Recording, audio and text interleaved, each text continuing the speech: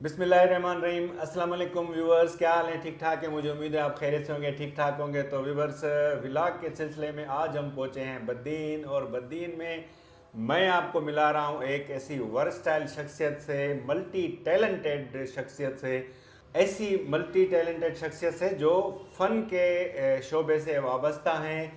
वो हैं एनसीए लाहौर के ग्रेजुएट मल्हार जुनेजो।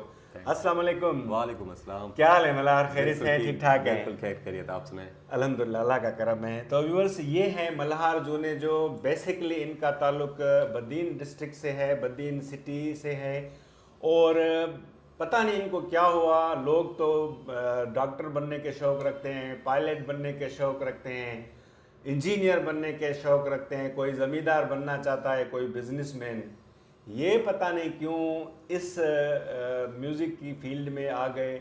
आज हम उनसे पूछेंगे, और उनके इतने इंस्ट्रूमेंट जो मेरे सामने पड़े हैं और ये सारे बजाते हैं और सारे इन्होंने सीखे हैं।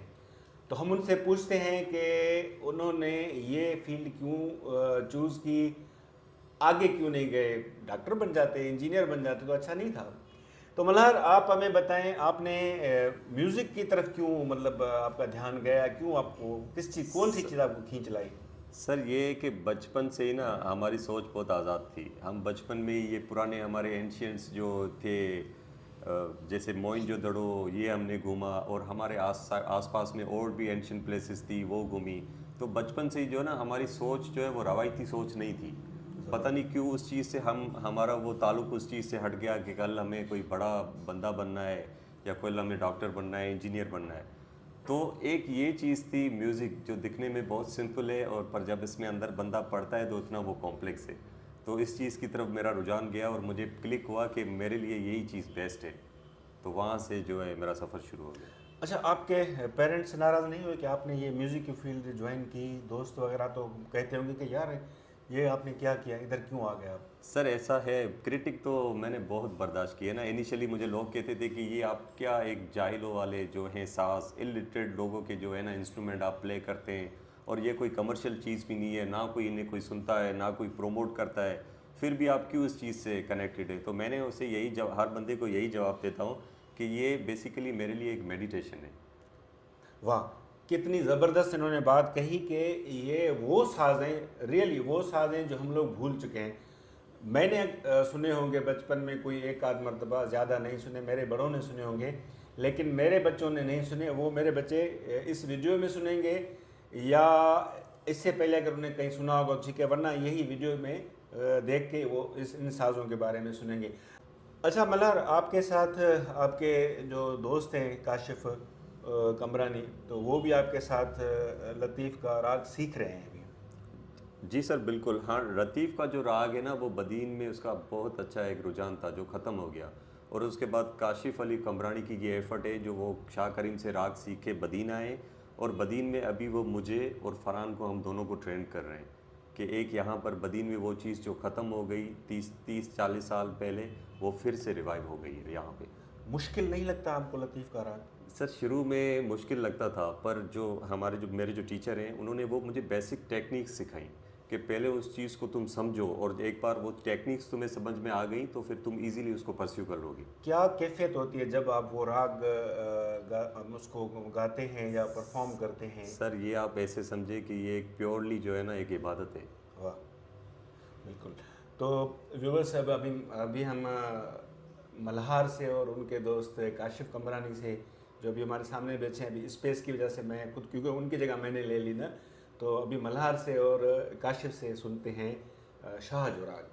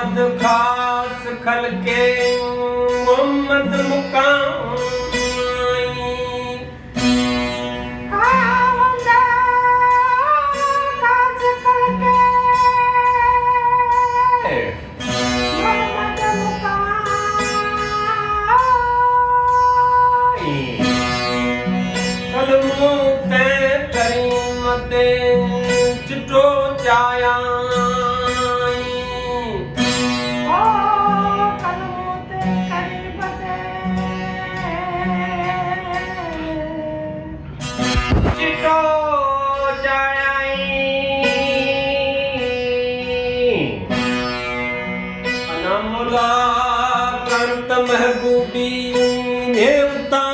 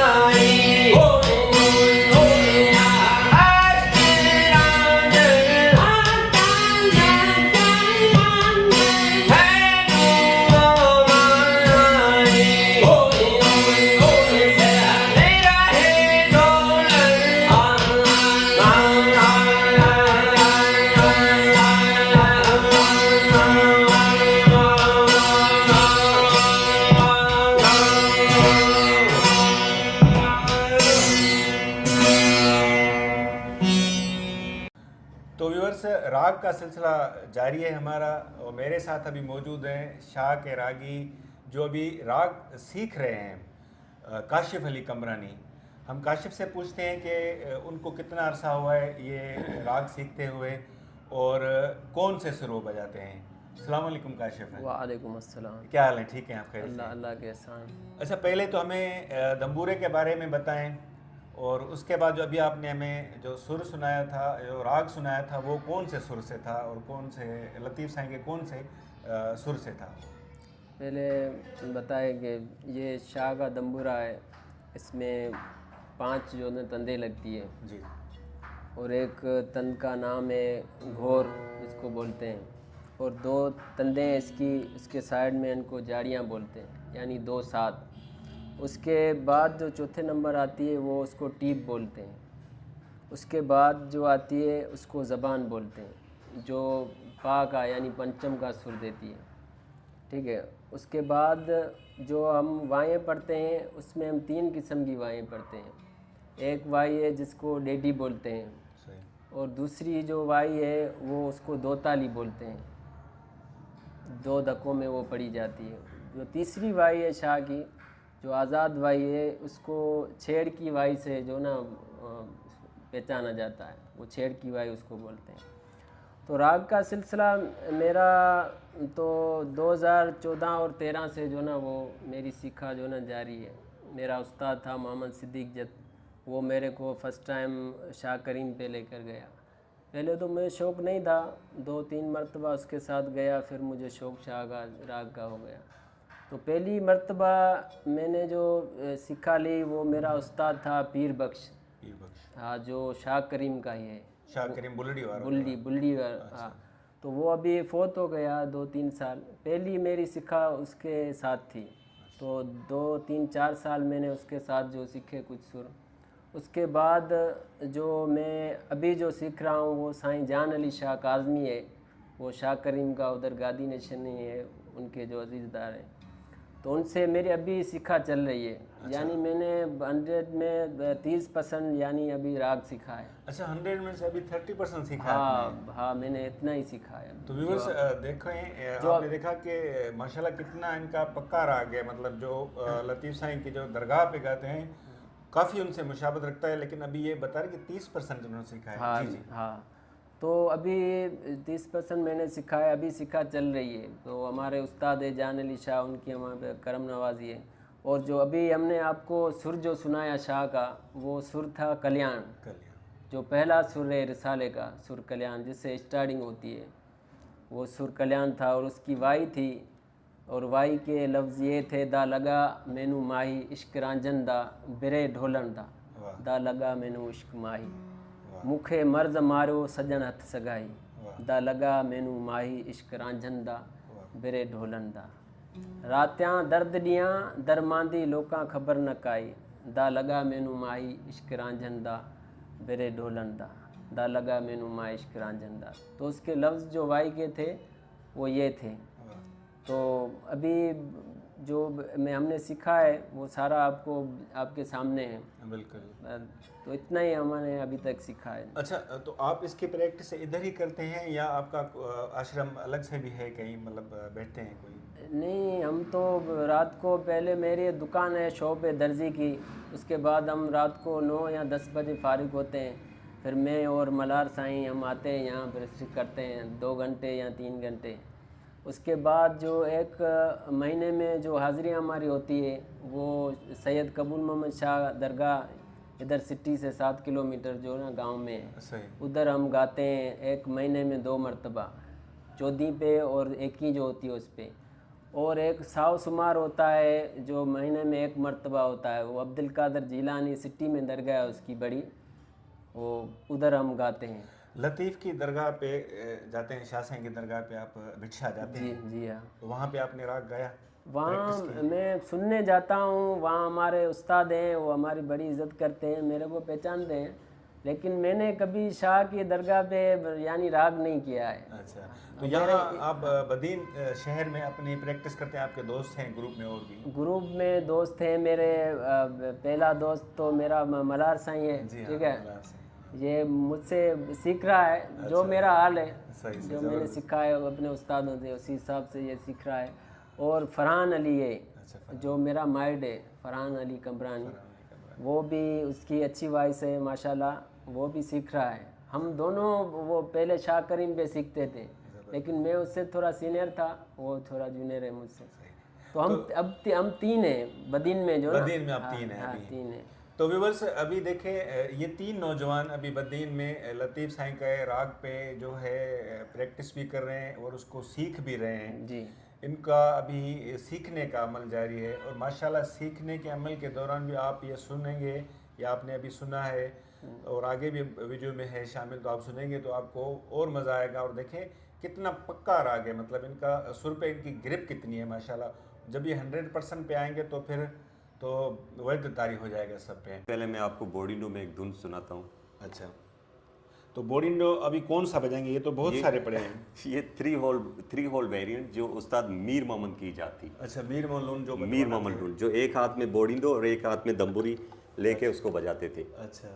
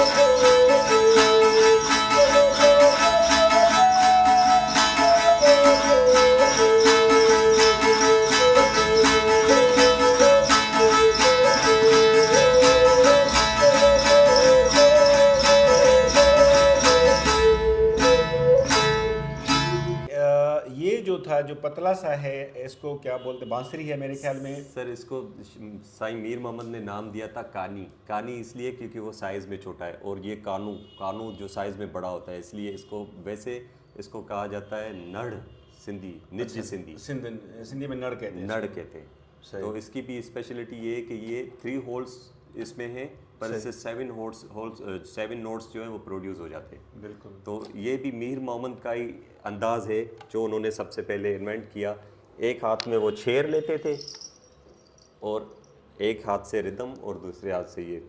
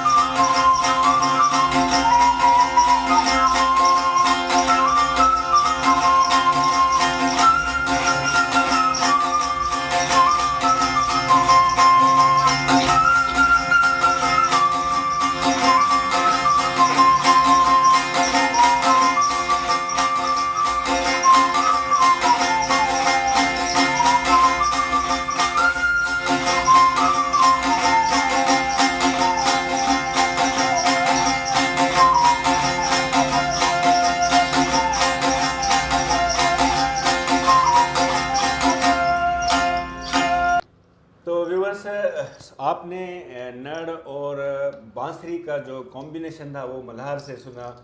अभी हम उनसे पूछते हैं कि ये जो दो कलरफुल रंग बिरंगी पाइप से हैं या ये ही मेरे ख्याल में ये भी नड़ हैं।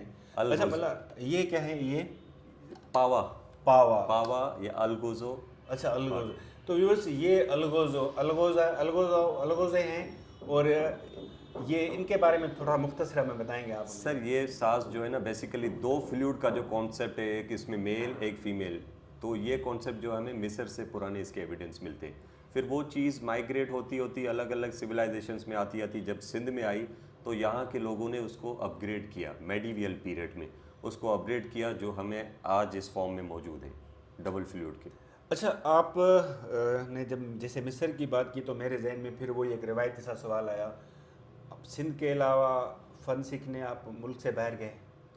सर मैं फ़न सीखने के लिए बाहर नहीं गया, बाकी मेरे जो वहाँ पर इंडिया में एक कन्वेंशन हुआ था, वहाँ पर मैं जो है उस म्यूज़िकल कन्वेंशन था, वहाँ पे 1 महीना हमने जो है उसको एक्सपीरियंस किया, और उसके बाद शंघाई कंजर्वेटरी ऑफ म्यूज़िक जो है वहाँ पर भी मेरा 1 वीक का जो है वहाँ पर सेमिनार, तो वो मैंने अटेंड किया।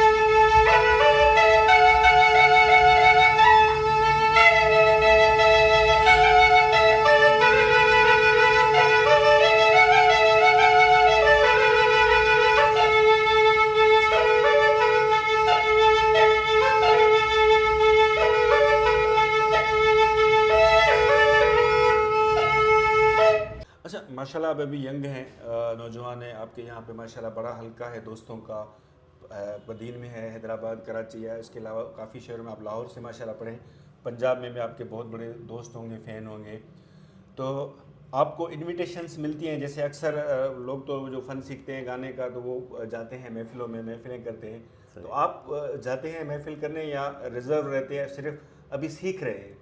सर ये सीखने का प्रोसेस तो सारी ज़िंदगी चलेगा, पर जो मैंने यहाँ पर कल्चर जो एंजॉय किया है ना, वो उस्ताद मीर मोहम्मद के जो शागिर्द थे उनके साथ मेरी बहुत महफिलें हुई, और अक्सर जो है ना गांव में हम जाके ये परफॉर्म करते हैं और गांव के लोगों को ज़्यादा जो है ना सुनाते हैं, एंटरटेन करते हैं। पर लैम्पलाइट जो एरिया है वहाँ पर मेरी रीच कम है, वहाँ पर इन्विटेशंस बहुत कम है मेरे लिए, पर हमारा जो रिमोट एरिया का जो कल्चर है वहाँ पर मैं बहुत बार जाता हूँ परफॉर्मेंस करने। आपको अगर इनविटेशन आना शुरू हो या इनविटेशन मिले कि भाई आप आएँ हमारे महफिल में या हमारी मुख्तलिफ पार्टीज़ हैं, आप उसमें गाएं या परफॉर्म करें, तो आप जाएंगे? बिल्कुल सर, मेरा तो मकसद ही यही है कि मैं ये जो सिंधी साज़ हैं, निजी सिंधी साज़ जो ख़त्म हो गए हैं, उनको जाके यंगस्टर को जाके दिखाऊं कि ये भी हमारे साज़ जो है कदीम साज़ जो आज भी सरवाइव कर रहे हैं और आज भी लोग बना रहे हैं और प्ले भी कर रहे हैं।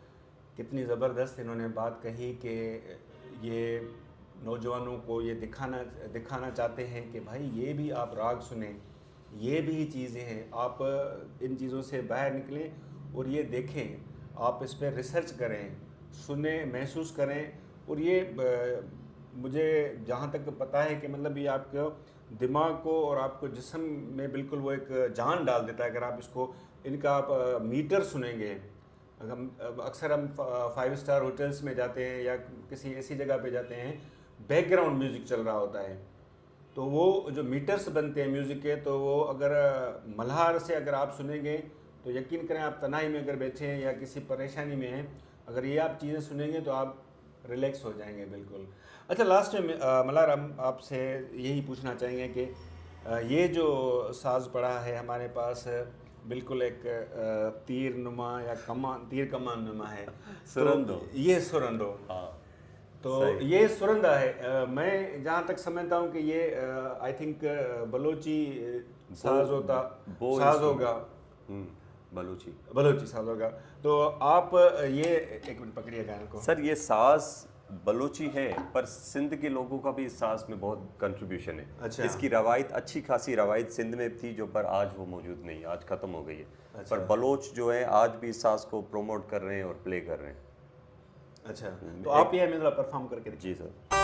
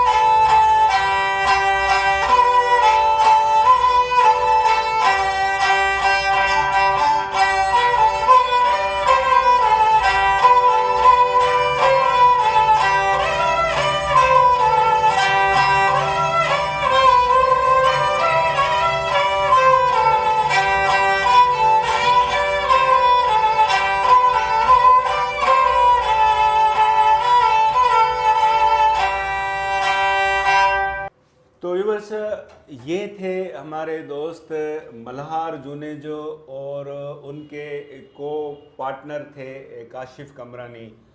तो मेरी वीडियो आप एंड तक देखें और आपको पता चलेगा कि आपने इसमें क्या क्या चीज़ें सुनी और आपके लिए कौन कौन से इंस्ट्रूमेंट नए थे। तो व्यूअर्स, अगर वीडियो पसंद आए तो कमेंट्स ज़रूर कीजिएगा, शेयर कीजिएगा और मेरे चैनल को सब्सक्राइब ज़रूर कीजिएगा। लास्ट में एक और बात ये कि जैसे मल्हार ने कहा कि आप इन चीज़ों को जानें, परखें और इनकी हिस्ट्री देखें कितनी पुरानी है, हज़ारों साल पुरानी है। जैसे ये बोडिंडो है, ये मट्टी के बर्तन या शोपीस नहीं है, ये देखिए चाइना से ये निकला है ना। हम चाइना की हिस्ट्री देखते हैं तो वो भी हज़ारों साल की है। आई थिंक ये मैक्सिकन है मेरे ख्याल, कोसोवो का है, कोसोवो का है ये अपना, ये मैक्सिकन है। देखिए कितना फिश नुमा या मछली नुमा हम इसको बोलते हैं, लेकिन ये डायनासोर है। हाँ। ये डायनासोर नुमा है। तो मुख्तलिफ है इनको बजाने के तरीके भी। तो मैं नहीं कहता कि आप सारे काम छोड़ के यही सीखें, लेकिन ये है कि आपको हाव न होनी चाहिए। तो फिर मिलते हैं इंशाल्लाह किसी नेक्स्ट व्लॉग में। दुआ में याद रखिएगा। अल्लाह हाफ़िज़।